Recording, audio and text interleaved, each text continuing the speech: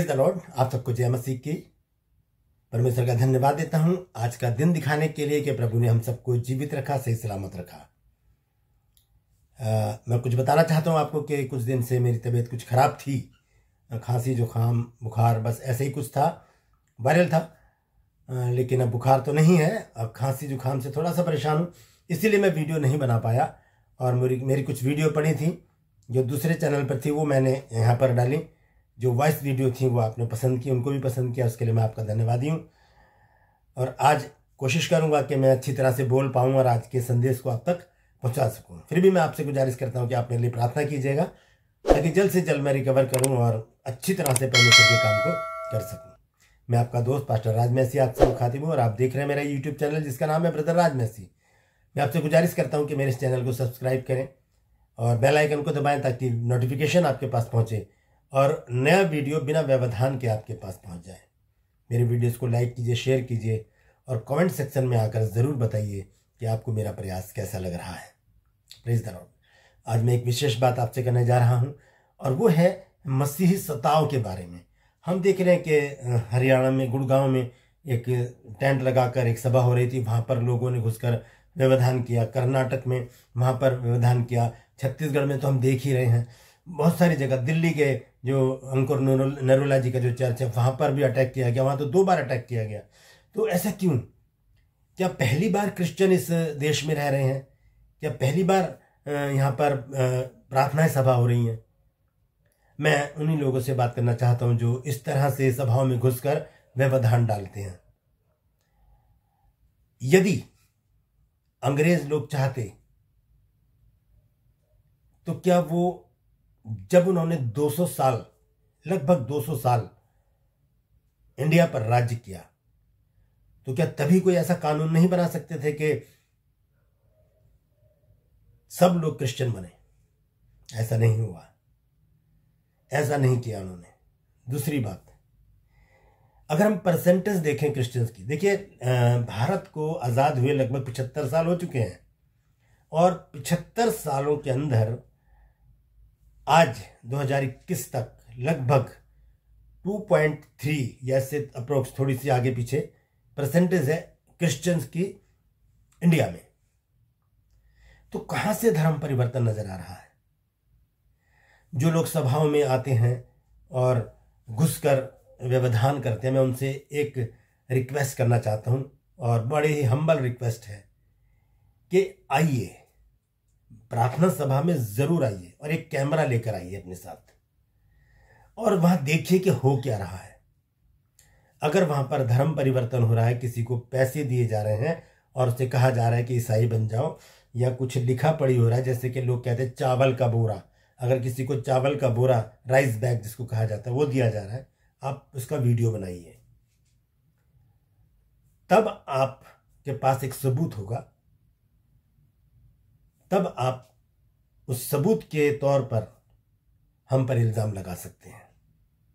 आप आते हैं ऐसे ही प्रार्थना सभा में घुस जाते हैं और कुछ भी करते हैं, सामान को तोड़ते हैं, लोगों को मारते हैं, गालियां देते हैं और अपने धर्म के नारे लगाते हैं। वहाँ पर नारा लगाना कोई गलत बात नहीं है, क्योंकि हम इस देश में बचपन से पैदा ही हम यहाँ पर हुए हैं, तो हमारे तो कानून में ये चीज़ें घुसती रहती हैं, हमें कोई प्रॉब्लम नहीं है इससे।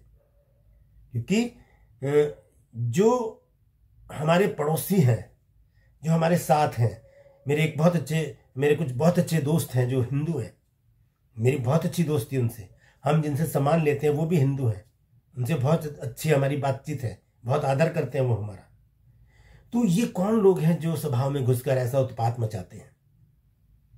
उनसे मेरी गुजारिश है कि वो एक कैमरा लेकर आए और सभा में बैठें, वहाँ पर बैठे, एकदम से आकर ऐसे ना कर दें, क्योंकि वहाँ पर क्या हो रहा होता है, वहाँ प्रार्थना हो रही होती है, प्रार्थना कर रहे होते हैं हम लोग। और प्रार्थना किसके लिए हो रही होती है, क्या हो रही होती है, वो मैं आपको बताऊंगा आज बाइबल से। पहले वो देखते हैं बाइबल का वचन, उसके बाद में आगे बात करूंगा। बाइबल में लिखा है तिमुथियस, पहला तिमुथियस और उसका 2 अध्याय और पहली आयत से मैं पढ़ूंगा। देखिए क्या लिखा है। अब मैं सबसे पहले ये उपदेश देता हूं कि विनती और प्रार्थना और निवेदन और धन्यवाद सब मनुष्यों के लिए किए जाए, राजाओं और सब ऊंचे पद वालों के निमित्त इसलिए कि हम विश्राम और चैन के साथ सारी भक्ति और गंभीरता से जीवन बिताएं। राजाओं मतलब प्रधानमंत्री, और ऊंचे पद वाले कौन? जो बाकी जो ऊंचे पद पर हैं, जो मंत्री पद पर बैठे हैं, वो मुख्यमंत्री हो गए, गृह मंत्री हो गए, राज्य मंत्री हो गए, ये सब लोग जो जितने भी ये इसमें कैबिनेट में है, ये सब लोग, इन सब के लिए प्रार्थना करने की आज्ञा इस बाइबल में दी गई है। हम ये करते हैं, आप इसी को रोक रहे हैं। हम कोरोना वायरस को रोकने के लिए प्रार्थना करते हैं, हम बीमारियों के लिए प्रार्थना करते हैं कि परमेश्वर इस बीमारी को इस देश से दूर करे ताकि ये देश खुशहाल रहे। आप उसको रोकते हैं। हम प्रधानमंत्री श्री नरेंद्र मोदी जी के लिए प्रार्थना करते हैं, आप उसे रोकते हैं। हम गृह मंत्री श्री अमित शाह जी के लिए प्रार्थना करते हैं, आप उसे रोक देते हैं आकर। हम मुख्यमंत्रियों के लिए प्रार्थना करते हैं, हम सभी मंत्रियों के लिए प्रार्थना करते हैं, हम अपने देश के लिए प्रार्थना करते हैं, हम किसानों के लिए प्रार्थना करते हैं, बेरोजगारों के लिए प्रार्थना करते हैं, बांझ स्त्रियों के लिए प्रार्थना करते हैं, आप उनको रोक देते हैं आकर। क्यों? इससे क्या फायदा होगा? इससे कोई फायदा होने वाला नहीं है। प्रार्थनाएं रुक जाएंगी, फिर क्या होगा? तफरके होंगे, मनमुटाव होंगे, जलस होगी, आपस में मारपीट होगी, और क्या होगा? सब कुछ समाप्त हो जाएगा। लेकिन हम लोग मार पिटाई पर विश्वास नहीं रखते। हम कोई हथियार लेकर नहीं चलते, हमारे पास सिर्फ बाइबल होती है। आप रास्ते में किसी को भी देख लीजिए, किसी भी पास्टर को देख लीजिए, एक थैला होगा उनके पास, उसमें बाइबल होगी, गीत की किताब होगी, खंजरी होगी, या कुछ और बुक्स होंगी, और कुछ नहीं होता उनके पास। खोल के देखिए बैग को, कुछ भी नहीं मिलेगा, सिर्फ बाइबल मिलेगी। हम कोई हथियार नहीं रखते, क्योंकि हमारा एक ही हथियार है, और वह है प्रार्थना। प्रार्थना से ही हमने कोरोना को हराया है। प्रार्थना से ही हम आने वाली तीसरी लहर को भी हराएंगे। मैं आपसे गुजारिश करता हूं कि ऐसा व्यवधान प्रार्थना में ना डालिए। अगर प्रार्थनाओं में व्यवधान डला तो बहुत बुरा हो जाएगा। ये तीसरी लहर जरूर आएगी, क्योंकि हम सब लोग घुटनों पर आकर अपने हाथों को ऐसे उठाकर हम परमेश्वर से प्रार्थना करते हैं कि प्रभु इस बीमारी से, इस महारोग से हमें मुक्ति दे। प्रभु हमारी प्रार्थना को सुनता है। आपके पास कोई सबूत नहीं है, लेकिन हमारे पास सबूत है प्रार्थनाओं का, ये बाइबल। कैमरा लेकर आइए, जहां भी आप देखिए एक बात, धर्म परिवर्तन की बात आप करते हैं, और हम देख रहे हैं कि कुछ दिनों से, महीनों से, सालों से बहुत ज्यादा इस बात पर जोर दिया जा रहा है, सताया जा रहा है ईसाइयों को। क्यों? ये झूठा इल्जाम लगा करके हम धर्म परिवर्तन करते हैं। तो ऐसे में हमें डर कर क्या करना चाहिए? दरवाजे बंद करके, कमरों में बैठकर, लोगों को बुलाकर वहां पर हमें उनका धर्म परिवर्तन करना चाहिए। लेकिन ऐसा नहीं है। हम बाहर मैदान में टेंट लगाते हैं, खुले में, कनात भी नहीं लगाते, सिर्फ ऊपर एक टेंट होता है और बाकी सब खुले में होता है। वहां पर हम प्रार्थनाएं करते हैं, छुपके नहीं करते। छुपके नहीं करते। छुपके वो करता है जो चोर होता है। हमारे पास्टर लोग, हमारे जो बड़े हैं, धार्मिक गुरु हैं हमारे, वो सिर्फ प्रार्थनाओं में ही अपना जीवन बिताते हैं।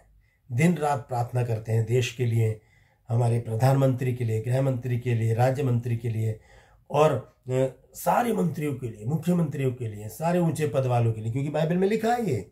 हम ऐसा ही करते हैं। तो प्लीज आपसे गुजारिश है, आपसे हम्बल रिक्वेस्ट है कि आप ऐसा मत कीजिए। अगर आपको शक है कि यहाँ पर धर्म परिवर्तन हो रहा है, तो आप चुपचाप से आकर बैठ जाइए वहां पर और देखिए। मोबाइल से वीडियो बनाइए, पुलिस के पास ले जाइए कि देखिए हमने ऐसा देखा है, वो जायज़ है। लेकिन बिना सबूत के आप आकर हल्ला मचाएं, नारे लगाएं, मारपीट करें, तो वो जायज़ नहीं है। क्योंकि हम जिस देश में रहते हैं वो लोकतांत्रिक देश है। यहाँ पर हर धर्म का प्रचार करने की आज़ादी है। यहाँ पर हर धर्म को एक्सेप्ट करने की आज़ादी है। तो ऐसे में आपका ये काम शोभनीय नहीं है। इस काम से पूरे विश्व में हमारी बदनामी हो रही है पूरे विश्व में। लोग, पूरे विश्व के लोग जान रहे हैं कि हमारे इस देश में क्या हो रहा है। उसका एक जरिया है सोशल मीडिया, उसके जरिए पूरे विश्व में ये खबरें पहुंच रही हैं। तो दोस्तों, मैं आपसे गुजारिश करता हूं, आप चाहे बजरंग दल के हों, चाहे आरएसएस के हों, चाहे कोई से भी दल के हों, कोई सी भी संस्था के हों, प्लीज़ ये प्रार्थनाएं ना रोकिए। इन प्रार्थनाओं से ही भारत बचा है, इन प्रार्थनाओं से ही। आप भी करते हैं प्रार्थना, हम जानते हैं, मोहम्मडन लोग भी दुआएं करते हैं, सिख भाई लोग भी अरदास करते हैं, सब करते हैं प्रार्थना, तभी ये देश बचा हुआ है। ये देश एक ऐसा देश है जहाँ पूरे संसार में ऐसा माहौल नहीं मिलेगा कि जहाँ पर हर तरह के लोग रहते हैं और प्यार मोहब्बत से। लेकिन पता नहीं क्या हुआ है, पता नहीं किसने अफवाह फैला दी कि हम धर्म परिवर्तन करते हैं। ऐसा होता तो आज ईसाइयों का परसेंटेज मैं समझता हूँ कम से कम 40-50 तो होता। ऐसा नहीं है। तो प्लीज़ गौर कीजिए और ऐसा करने से अपने मन को मनाइए, प्रार्थना में हमारे साथ शामिल होइए, ताकि जो तीसरी लहर आने वाली है वो रुक जाए और हमारा देश खुशहाल रहे, निरोग रहे और फिर से सोने की चिड़िया बन जाए। Praise the Lord. परमेश्वर आप सबको आशीष दे।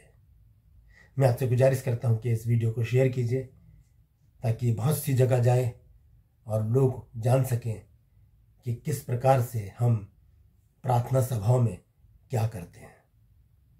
मेरे वीडियोस को लाइक कीजिए, शेयर कीजिए, कमेंट सेक्शन में आकर मुझे ज़रूर बताइए कि आपके मन में क्या आता है, क्या जो मैंने बोला है वो गलत है, हाँ या नहीं, ज़रूर बताइएगा। परमेश्वर आप सबको आशीष दे।